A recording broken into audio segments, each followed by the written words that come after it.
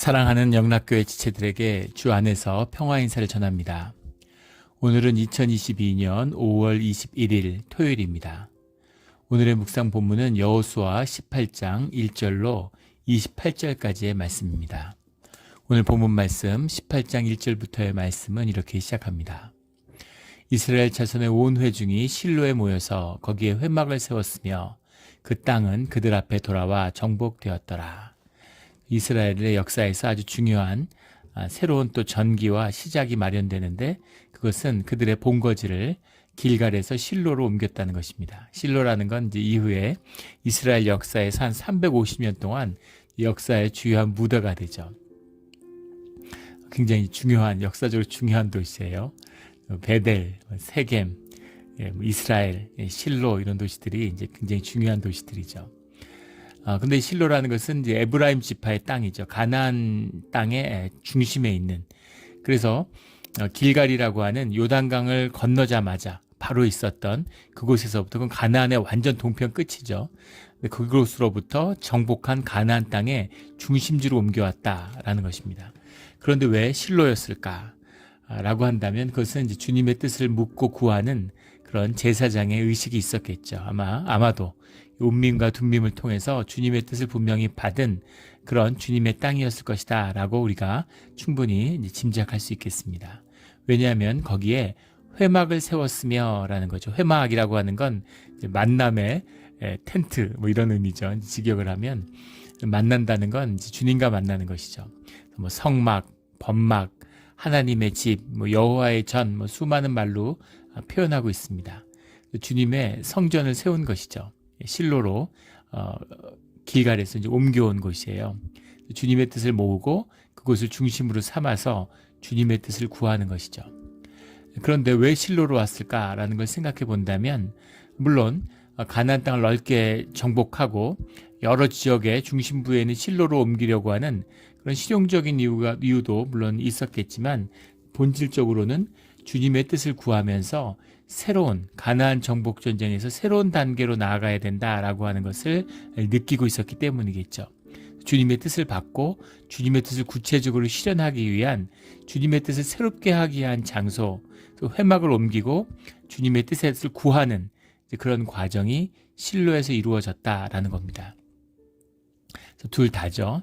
실로가 주님의 뜻 가운데 세운 땅이다라는 것도 물론이려니와 이곳에서 주님의 임재가 임했기 때문에 주님의 말씀을 이미 임했기 때문에 그 실로가 중요한 회막, 성전이 세워지는 성막이 세워지는 중요한 장소가 되는 것이죠.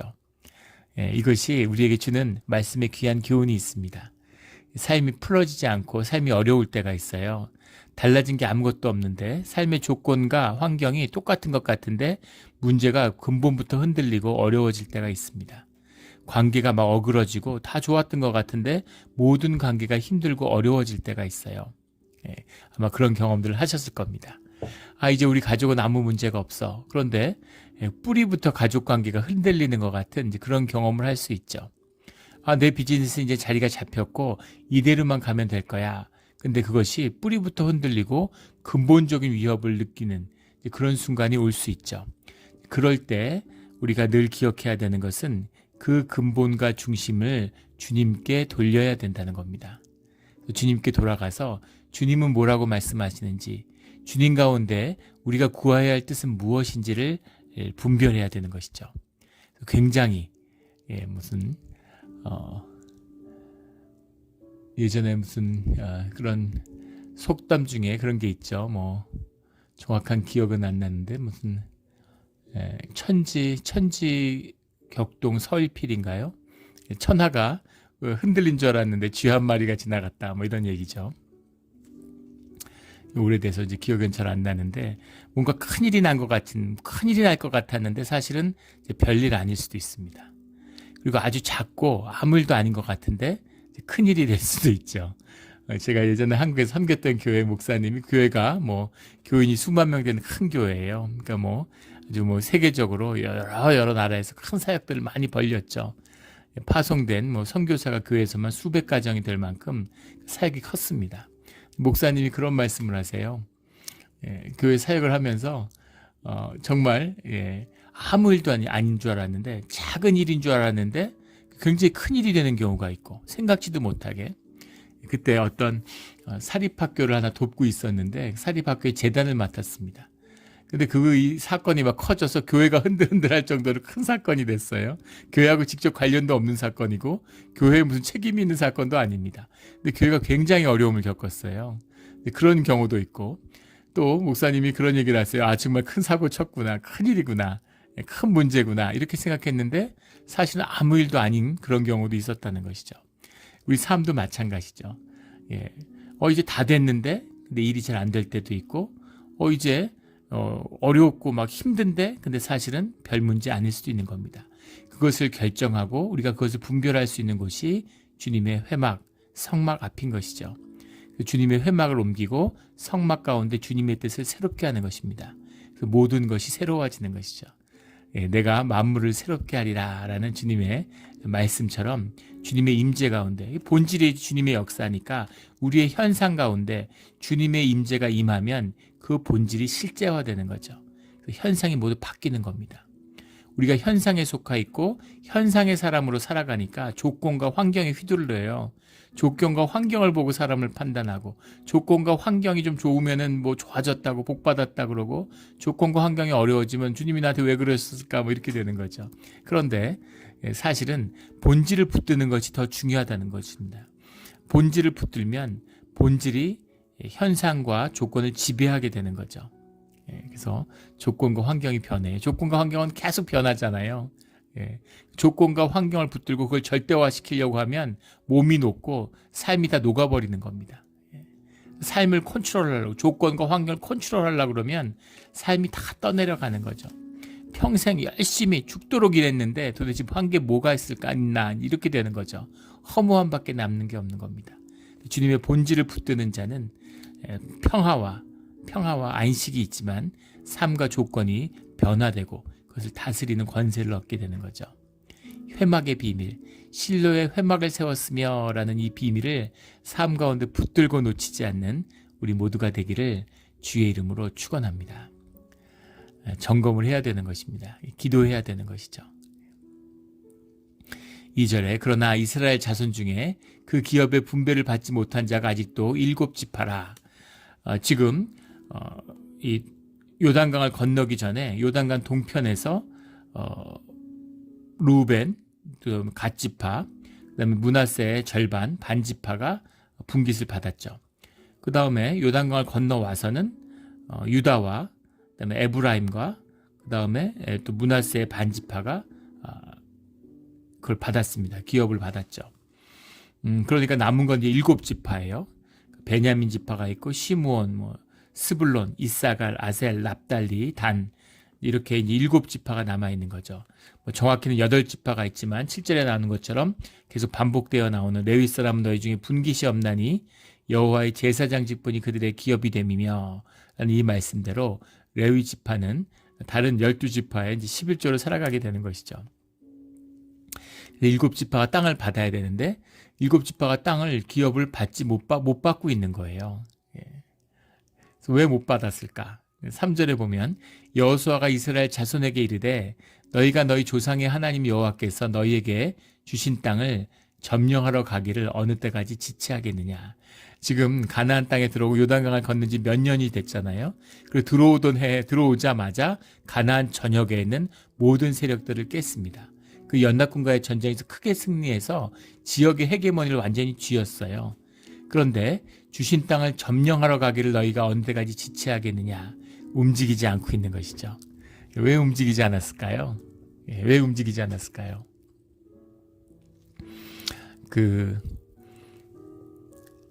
받은 땅, 지금 차지한 땅이 좋은 거죠.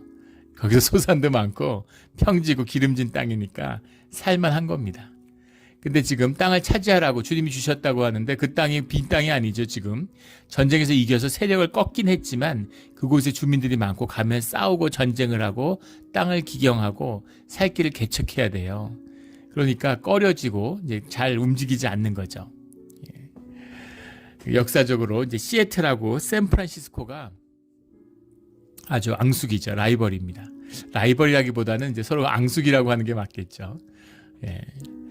그래서 약간 이제 샌프란시스코는 시애틀하고 라이벌이라면 기분 나쁘죠. 근데 이제 서로 역사적으로 앙숙이 된 이유가 이민의 역사에서 서부가 개척되기 전에도 이제 배를 타고 이렇게 이민으로 오는 거죠. 서부로 오는 겁니다. 그런데 이제 샌프란시스코의 마지막에 섰다가 샌프란시스코에서 지금은 뭐 이제 그 LA나 뭐 샌디에고 훨씬 더 큰 항만이지만 1900년대 그 초반까지도 샌프란시스코가 이제 최대 항만이었죠. 서부 전체. 샌프란시스코에 배가 도착했다가 그 다음에 이제 그 시애틀 쪽으로 올라가는 거죠. 이제 워싱턴주로 올라가는 겁니다. 그런데 시애틀에 또 동부에서 다 서부에는 남자들만 많으니까 지금도 미국 친구가 그 얘기를 해요. 산호세는 장가가기가 힘들대요. 하도 남자만 많아서 산호세를 맨호세라고 부른다 그러더라고요. 여성의 수가 부족하답니다. IT 산업의 중심지인데 IT 업계 종사자들이 대부분 다 남자들이어가지고 여성 인력이 부족하다는 거예요. 근데 서부 시대도 그랬다는 거죠. 그래서 동부에서 이제 그 처녀들을 태워서 배에다가 쭉 오는 거죠. 근데 그 처녀들이 마지막에 샌프란시스코에서 이제 며칠 쉬고 뭐 이제 배가 수선도 하고 여러 가지 하는데 샌프란시스코에 내리면 아무도 시애틀로 안 가고 다 샌프란시스코에서 그냥 결혼을 하고 짝을 찾았다고 그래요. 그래서 그 샌프란시스코에서 배가 떠나서 시애틀에 도착할 때는 아무도 여자들이 없는 거죠. 그러니까 얼마나 그 시애틀에 있는 남자들이 분노했겠습니까? 그래서 그 시애틀에서 샌프란시스코를 이렇게 미워하는 이제 그런 마음이 생겼다. 그래서 뭐 스포츠, 야구 이런 것들도 그렇고 굉장히 지역 간의 그런 대립의식이 높죠. 이제 그런 겁니다. 다 그냥 캘리포니아에 살지 딴 데 갈 필요 뭐 있어. 이민자의 절반이 캘리포니아 인구의 절반이 이민자라 그래요. 뉴욕도 마찬가지입니다. 유럽에서 들어오는데 처음에 이제 뉴욕에 처음 도착하잖아요. 출입국 관리소가 뉴욕에 있으니까 들어오는데 뉴욕에 들어오면은 뉴욕에서부터 이제 다른 땅으로 퍼져 나가야 되는데 다 그냥 뉴욕에 사는 거예요. 거기 사는 게 좋으니까. 중부로 안 가본 땅으로 땅을 주겠다고 가는 게 쉽겠어요. 아이오와 오하이오 무슨 이런 데를 찾아가지고 네브라스카 무슨 사우스 뭐 노스 다코다 뭐 사우스 다코다 이런 데를 찾아간다는 게 쉬운 일이었겠습니까? 그러니까 다 왔던 자리에 이제 머무르는 거죠. 그래서 그런 지체함이 이 가나안 땅에서 이루어졌다. 가나안의 북쪽으로 나가야 되는데 북쪽 지역을 점령하면서 올라가야 되는데 지파들이 움직이지 않고 있는 것이죠. 언제까지 지체하겠느냐 이렇게 묻고 있는 겁니다. 여기서 분명히 알 수 있는 것은 주님이 우리에게 기업을 주시는 뜻이 그냥 잘 먹고 잘 살아라 이런 것이 아니라는 겁니다. 주님 안에 주신 소명이 있고 주님 가운데 그 땅을 차지해야 되는 이유가 있는 거예요. 분명한 소명입니다. 그 소명을 다하는 것이죠. 그 소명을 다해야 돼요. 살만하니까 그냥 이 정도면 됐어. 난 욕심이 없어. 이런 게 아니라는 겁니다. 비즈니스를 소명으로 받은 자는 그 비즈니스 가운데 주님의 뜻을 이루어 가는 거죠. 미국의 전설적인 재벌 중에 벤더빌트가 있죠. 벤더빌트도 이제 크리스찬 기업가로 많이 이름이 남겨져 있습니다. 그분을 이제 선박왕이라고 불러요. 선박왕인데 이미 중년의 나이에 40, 50대에 철도왕이 됐죠. 근데 난 선박왕이라서 평생 선박업을 계속 한 줄 알았어요. 근데 선박업을 시작한 게 80이었답니다. 선박왕이 된 게 90이었대요. 100년 전 이야기입니다. 지금도 80에 비즈니스를 시작하는 80이면 비즈니스를 이미 정리 오래전에 했어야죠. 80에 새로운 비즈니스를 시작한다는 게 쉽겠습니까? 그리고 지금 생각하면 미국에서 선박왕 되는 게 뭐 크게 어렵지 않을 것 같지만 그때는 영국이 세계를 지배하던 나라입니다. 바다를 영국이 다 지배하던 때예요. 미국에서 배를 만들어서 영국을 꺾는다는 게 어렵습니다. 그런데 선박왕이 된 거죠. 사람들이 내일 죽을지도 모르는데 무슨 선박을 그 새로운 비즈니스를 하느냐 그런 얘기를 할 때마다 그것이 주님께 받은 소명이라는 걸 강조했다는 거죠. 내일 세상이 멸망해도 오늘 사과나무를 심는 것 이것이 신앙의 삶입니다. 세상이 끝이면 인생이 끝나고 뭐 다 살았는데 막 살겠죠. 그러나 끝이 아니라 죽음은 새로운 시작이기 때문에 내일 세상이 망하니 무슨 상관이 있어요. 오늘 내 삶에 최선을 다하는 것이죠.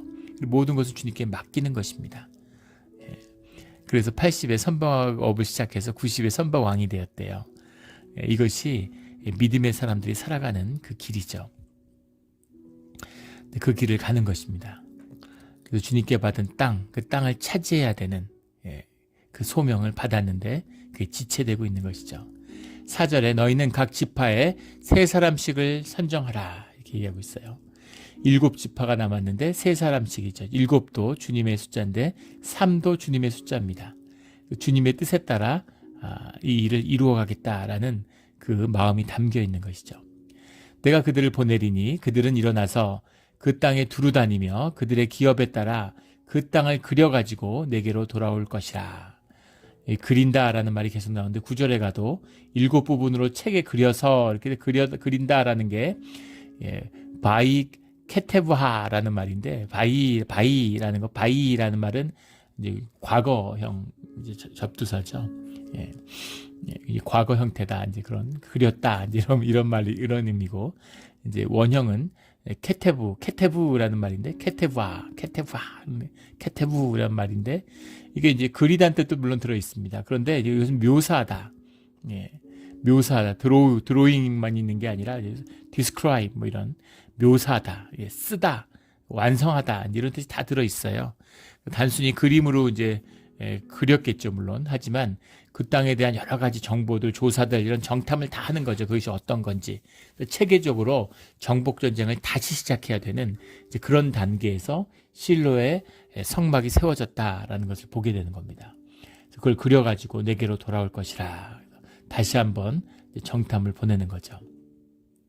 그래서 북쪽에 있는 7지역, 주된 것이 산악지역이니까 또 산악지역을 꺼리는 마음이 있었겠죠.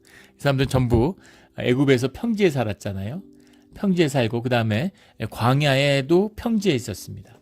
그리고 지금도 가나안 땅, 이 실로도 평지에 있죠. 근데 이제부터 정복해야 되는 땅들, 가서 차지하고 살아야 되는 땅들은 다 산악지대예요.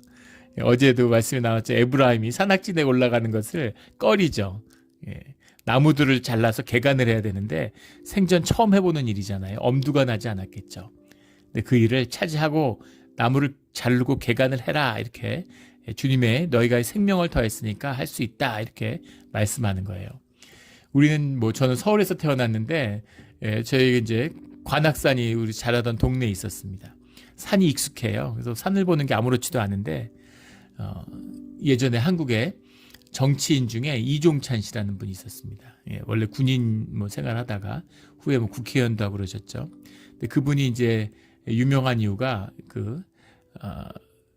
후에 해방회 부통령도 하고 상해 임시정부의 부주석을 했던 이혜영 박사의 그 손자죠.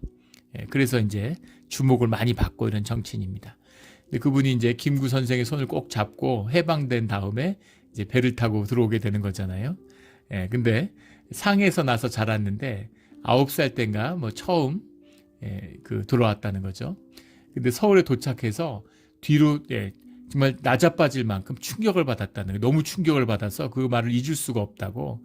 왜 이렇게 놀랐냐면 서울에 와서 인왕산, 북한산을 보고 너무 놀랐다는 겁니다. 상해도 평평하잖아요. 다리미로 다린 것처럼 그 지역이 평평합니다. 한 번도 태어나서 산을 본 적이 없는데 서울에 와서 산이라는 걸 처음 보고 산이 이렇게 우뚝 솟아있는 걸 보고 너무 놀라고 충격을 받아가지고 땅에 주저앉을 뻔했다는 거예요. 그렇게 놀랐다는 거예요. 그 얘기를 들으면서 야 이렇게 다르구나 하는 걸 느꼈습니다. 제가 일본에 예전에 유학할 때 같이 공부하던 미국 친구가 있어요. 쇼 아이크만이라고 하는 그런 동양학자죠. 그래서 일본에서 같이 공부를 했는데 그 친구도 네브라스카에서 태어났습니다. 그래서 처음에 네브라스카에 있다가 동경의 만두 편편하잖아요. 근데 거기서는 후지산이 보여요. 관동 평야가 편편한데 3,800m 후지산이 솟으니까 진짜 아주 영험해 보이죠. 후지산을 보고 그렇게 놀랐다는 거예요. 미국 사람들이 대부분 사람들이 해외여행을 못하죠. 해본 사람이 거의 없고 심지어 자기 주를 벗어나지 않고 죽는 사람도 많답니다.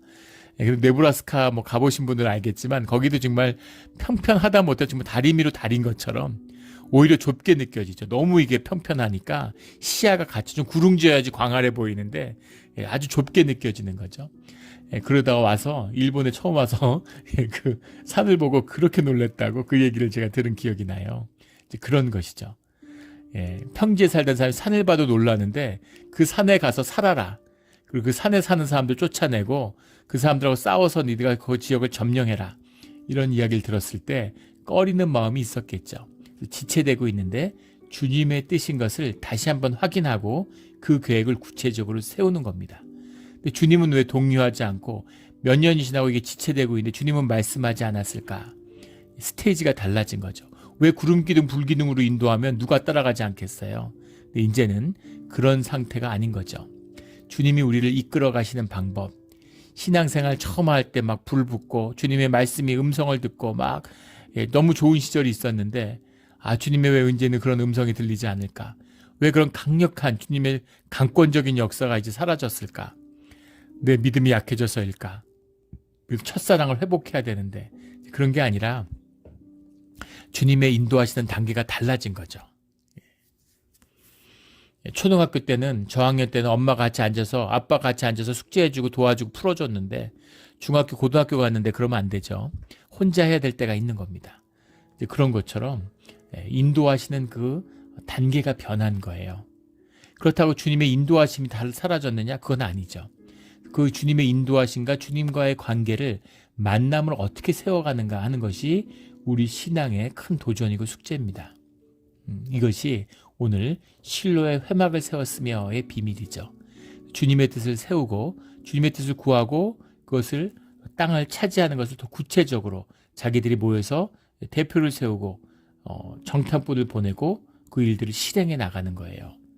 그 일 가운데 또 주님이 함께 하시는 거죠. 주님의 목소리가 음성이 개입이 점점 더 작아집니다. 현상적으로 본질적으로는 더 강해지겠지만 주님이 음성이 점점 작아져요. 그래서 주님과 함께 동행하는 것이 힘들어지는 것이죠. 하지만 그 세미한 음성을 들을 수 있어야 주님의 길을 가는 것입니다. 이게 신앙이에요. 그래서 막 시끄럽고 뭐 같이 모여서 막 통성기도하고 막 방언으로 절규하고 뭐 그런 게 소중하고 중요할 때가 있어요. 심령을 토해내는 그런 통성의 기도가 있어야 할 때가 있습니다. 그러나 깊이 침묵하면서 주님의 세미한 음성을 들어야 할 때가 오는 것이죠. 신앙이라는 것은 자라가는 것이다 라는 것을 만나게 되는 것입니다. 8절에 그 사람들이 일어나 떠나니 여호수아가 그 땅을 그리러 가는 사람들에게 명령하이르되 가서 땅으로 두루 다니며 그것을 그려가지고 내게로 돌아오라. 내가 여기 실로의 여호와 앞에서 너희를 위하여 제비를 뽑으리라. 제비를 뽑는다라는 말씀이 오늘 10절에도 실로의 여호와 앞에서 제비를 뽑고 실로의 주님의 임재가 성막 가운데 회복된 것이죠. 그 안에서 주님의 뜻을 묻는 겁니다. 제비를 뽑는다. 우리 인생이 다 제비죠. 제비를 뽑는다는 건 우연에 맡긴다는 뜻이에요. 그러나 주님 앞에서 제비를 뽑는다는 건 주님의 뜻에 맡긴다는 겁니다. 사람들이 생각하는 우연의 제비 뽑기하고는 달라요. 주님 안에는 우연이 없습니다. 주님의 뜻을 구하는 방법이죠. 인생은 제비 뽑기예요. 사람들이 선택한다고 하는데 선택이 중요하다 이렇게 얘기를 하죠. 근데 무슨 선택이라는 건 정보가 되어 있을 때 선택하는 것이죠. 선택의 여지가 없어요. 우리가 정보가 최적화되어 있지 않습니다. 어떤 걸 선택하면 어떻게 되는지, 내가 무슨 전공을 하면 좋을지, 무슨 대학을 선택하면 좋은지, 무슨 지역을 선택하면 좋은지, 어떤 사람하고 결혼하면 어떤 삶을 살게 되는지 우리가 어떻게 합니까? 몰라요. 그래서 엄밀히 말하면 선택한 적이 없어요. 우리는 선택한 적이 없습니다. 늘 제비를 뽑는 것이죠. 그러나 중요한 것이 있는데 우리가 주님을 선택하는 것은 있다는 겁니다. 우리에게 주어진 자유의지 가운데 주님을 선택할 것인가 말 것인가, 복을 선택할 것인가, 저주를 선택할 것인가, 생명을 선택할 것인가, 죽음을 선택할 것인가, 그런 선택은 우리의 본질적인 우리의 존재 가운데 있다는 거죠. 주님을 선택하고 주님 안에서 주님의 뜻을 받는 것, 이것이 주님 앞에서의 제비뽑기다라는 것을 알 수 있는 거죠. 10절에 여호수아가 그들을 위하여 실로의 여호수아 앞에서 제비를 뽑고 그가 거기서 이스라엘 자손의 분파대로 그 땅을 분배하였더라. 그래서 분배가 다시 이루어지는 게 아니라 사실 분배가 이제 7곱지파에게 이루어진 거죠. 그래서 가나안 땅에 대한 새로운 정복, 새로운 주님의 뜻을 구하는 그 출발이 이루어지는 것, 이것이 실로였다는 겁니다. 삶에 이런 전기가 있어야 돼요. 교회도 이런 곳이 돼야 됩니다. 우리의 새벽 제단이 이런 곳이 돼야 돼요. 삶의 반전을, 삶의 전기를 그냥 살다 그냥 어제처럼 오늘 살고 오늘처럼 내일 살고 그냥 큰일이나 없었으면 좋겠어. 이렇게 그냥 먹고 살면 좋겠어. 이 생존의 삶이죠. 근데 그런 삶은 허무함밖에 남잖아요. 그리고 이 삶을 사는 것이 결코 여기서 끝나는 것이 아니라는 겁니다. 아, 나는 공부하고 이런 게 힘들어. 적성에 안 맞는 것 같아. 나는 덧셈 뺄셈만 하면 돼. 맨날 초등학교 2학년 구구단만 외면 돼. 삼각함수 무슨 뭐 미분적분 이런 거 나는 몰라. 나는 그냥 매일 그럴 수 없는 것이죠. 왜냐하면 계속 성장하고 자라가야 할 것이 있기 때문이에요. 가야 할 곳이 있기 때문입니다. 이게 주님이 부르시는 소명의 참된 뜻이죠. 그 소명이 실로에서 새로워지고 실로에서 새롭게 시작되는 것입니다. 이것이 우리가 주님을 만나는 예배고 예배의 자리고 우리의 성전이에요. 오늘 실로를 통해서 새로운 분배, 땅의 역사, 오늘 11절부터 28절까지 베냐민이 그래서 첫 땅을 받게 되는 것이죠. 새로운 정복의 길이 또 열리는 겁니다. 삶의 길이 소명이 아는데 열리지 않고 막힐 때가 있죠. 그런 자리에서 실로의 성막을 세우듯이 새롭게 성전 앞에 나의 제단을 쌓는 우리 믿음의 자리가 되기를 주의 이름으로 축원합니다. 아멘. 함께 기도드리겠습니다. 하나님 아버지 감사합니다. 주님의 뜻을 구하고 주님 안에서 새로워지기를 원합니다. 주님 안에서 우리가 새로운 생명의 길, 인생의 반전이 이루어지기를 원합니다. 그래서 주님 앞에 예배드리고 주님의 뜻을 구합니다. 주님, 우리가 지난주에 주님 안에서 임직 예배를 드리고 새로운 교회의 시작을 선포하였습니다. 교회 설립 기념주일인데 해마다 반복되는 것이 아니라 주님 앞에서 새롭게 열리는 새로운 시작을 열리는 실로의 회막 같은 그 사건이 우리의 임직 예배, 우리의 37주년 교회 설립 기념주일이 되기를 소원합니다. 주님, 새로운 길을 열어주시고 그 시작이 오늘이 되게 하여 주시옵소서. 감사드리며 예수 그리스도의 이름으로 기도드렸습니다. 아멘.